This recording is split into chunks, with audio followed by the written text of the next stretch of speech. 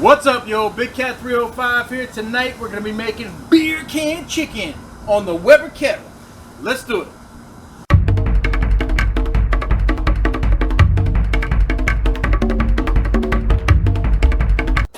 Hello, everybody. So tonight we're going to be making beer can chicken on the Weber Kettle. So it's another edition of our Flame series where we cook over flame, barbecue, smoking meats, any kind of grilling over flame. And tonight we're making beer can chicken. I've made beer can chicken many times before over the years. And let me tell you, it's a pretty easy thing to make. You just got to make sure you use your favorite rub, make sure that internal temperature is correct, and it 99% of the time comes out great. So if you are new to the channel, I want to welcome you. Thank you for stopping by. Make sure you hit that subscribe button down below. Make sure you hit that notification bell so you get all of our notifications of our new videos. And if you're a current subscriber, I want to thank you for all your support. It really means a lot. Make sure you keep hitting that thumbs up as well as the comments down below. So what I want to know from you is, does the beer make a difference? I don't know. I really don't know. I've never really experimented with this. I've always just used beer. I've used different kinds and I really haven't been able to tell the difference, but I want to know from you, does it make a difference or not? I don't know. It's roasted chicken. As long as it's made the right way and it's nice and juicy, I don't know if it makes a difference or not. It's pretty cool though, just the name alone. So leave a comment down below and let me know what you think. So let's get cooking. All right, so let's go through our ingredients. We've got some extra light olive oil. We've got some Badia seasoning, sazon completa. We've got roasting chicken, 6 1/4 pounds from Publix, $1.99 a pound, which is a great price. And we've got some Havana Lager, a Miami original from Concrete Beach Brewery, Suave. You can read it right there on the bottom, which is pretty funny. Never had it before. Saw it at the grocery store. I could not resist. And we've got our little beer can chicken roasting holder there where you're going to put the beer can. And that is our ingredients. So we are going to take our chicken and we're basically going to get our fingers, or my fingers, up underneath the skin, kind of separate the skin. Unfortunately, I have very big hands, so I kind of rip the skin a little bit. It's all right, no big deal. But we want to separate the skin from the meat because ultimately we're gonna season inside and out. Okay, so once we get that skin separated, and really underneath the breast as well as the legs, you want to get your fingers up in there as well. You're gonna spread that seasoning inside and just rub inside on top directly onto the meat. And this is going to give it that ultimate flavor, because most of the time you season the skin, so the skin tastes great, but the meat is usually just like, it's chicken. Chicken tastes like chicken. But when you can actually get that seasoning underneath the skin, what a difference. So you can see there I'm getting into the leg, and then on the top part, inside the neck area, to the breast on the top as well. And that's it. Now we're going to oil the outside and we're going to season the outside. So we give a nice light oil of light olive oil, spread it around. You can use any kind of olive oil you want. You can use any kind of oil you want. I prefer the light olive oil. Don't ask me why, it makes me feel like I'm eating healthier. I don't know if I am or not. It is what it is, but it just tastes good to me. And you want to rub the outside. That's going to be a nice binder for our Badia seasoning. And you can use any kind of rub you want. There's a million different kinds. I know there is. So whatever your favorite is. This is very popular down here in Miami. A lot of Latin Jews, the Badia seasoning. It's great. I love it. I've been using it my whole life. So if you ever get a chance to give it a shot, I would try it. It's excellent. So that's it. You want to spray it, coat the chicken both sides, turn it around, and then nice and evenly with the seasoning on top and bottom. Just like so.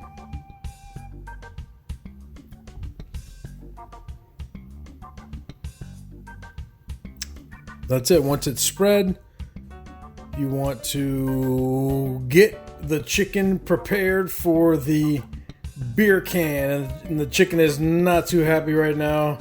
Who would be? It's a little invasive, but it's part of the process. Sorry, Mr. Chicken, but that's the way it goes. And so the top part, you want to seal that neck area.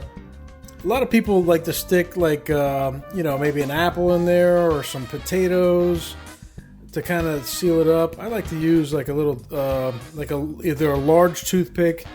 In this case, I'm using a martini toothpick, actually, a large martini toothpick. You can use a small skewer, just kind of sew that through and seal up the top, the neck, and that's going to allow that moisture to stay inside. So there you go. That's what it looks like at the end. And then last step, you want to tuck those wings up underneath the back, so the chicken looks like it's chilling out, and that's going to prevent those from burning. And now we want to light our chimney starter. Got the newspaper underneath, got the charcoals on top. I actually filled about halfway of that chimney starter with the previous cook's charcoals. You can reuse those things. They're still good if you haven't burned them all the way through. So after about 10-15 minutes, they're nice and lit up. We're going to fill the two charcoal baskets you can see on either side. And we're going to do indirect heating with the beer can chicken. So you can see I'm going back and forth. I want to make sure they're nice and even, because only half of the charcoal briquettes were lit. I'm using Kingsford Blue. So we want to make sure it's nice and even there on both sides. And then the few that are left in the middle, you want to pick those up with the tongs and kind of put those in. And then you can see I got 2 pieces of hickory wood there, just 2 chunks. Didn't soak them. It's not a long cook. We're just going to stick those right on top. We're going to get some hickory smoke flavor on this beer can chicken, and it's going to taste awesome. So one on one side, one on the other, and that's it.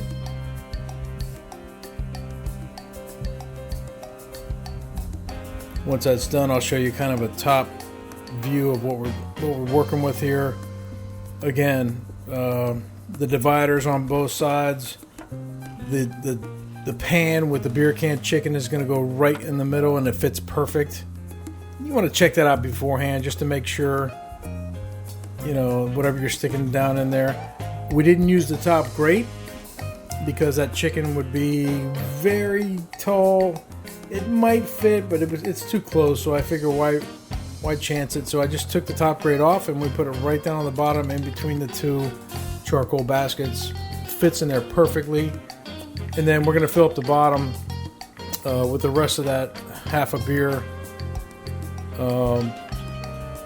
And that's going to be our basting tray. And we're going to use that tray as that chicken cooks.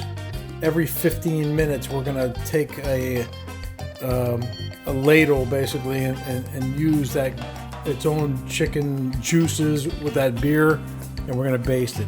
So you can see there the temperature is at about 335, 340. You want to be between 325 and 350 with this. There I am with a cigar. This is what I love about cooking on the grill, barbecuing on the flame. Anything that takes a good hour, I get to light up a cigar and just relax in my back patio. That's my favorite. That's just me. So you can see here we have the probe in the chicken, internal temp. You want to get to 165. That's the magic temperature. And then every 15 minutes, we're going to baste this with its own juices along with that beer. And this is going to make it so juicy. And you can see the color already coming through. It's a big chicken. 6.5 pound chicken's a pretty good sized chicken. So it's going to take a while. The smaller chicken usually takes about an hour and 15 minutes to an hour and a half. This one actually took a couple of hours. So, but every 15 minutes we continue to baste. You can see it's nighttime now. I got the lights out.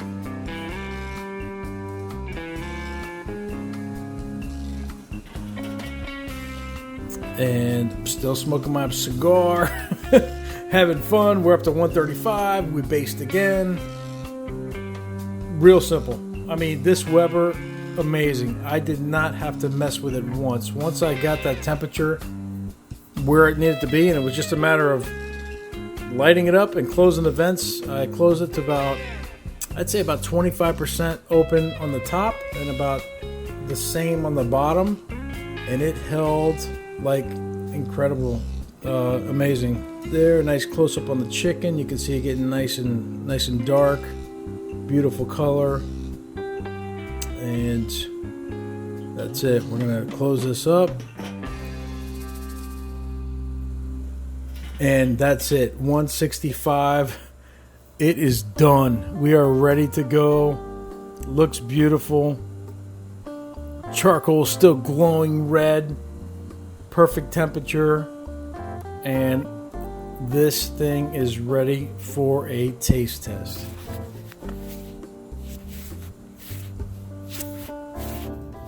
Woo-hoo-wee! We got ourselves a beautiful beer can chicken. Look at that. That looks outstanding. Oh my God, I cannot wait. I've been smelling this thing for 2 hours now. I want to eat it right now. And that's what I'm going to do. All right. Let me cut off a piece. Start with the leg. No.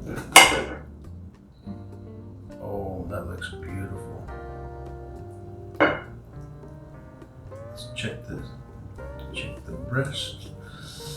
That's the money right there. Oh, look at that. That looks absolutely perfect. There we go. Oh, are you kidding me? Look at how good that looks right there. Let's give it a shot.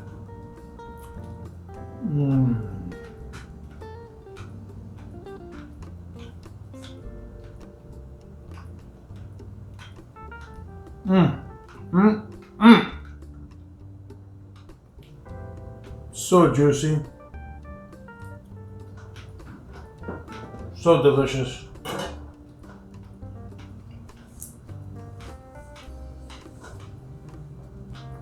Man, that is the juiciest beer can chicken I've ever had.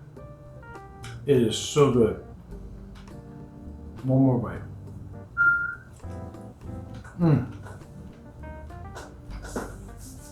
I'm not going to sit here and eat the whole chicken. I would, but I have to continue, so I will. Everybody, this thing was so easy to make on the Weber Kettle. That thing is awesome. Held this temperatures like amazing. I did not have to mess with it once. I put in the amount of charcoal that I thought was necessary. It held the temp, 325. Had the internal thermometer. Got up to 165. Done. It's beautiful. It tastes absolutely delicious. Oof. Outstanding. Everybody, thank you for watching, liking, subscribing, commenting, and we'll keep on cooking. Big Cat out.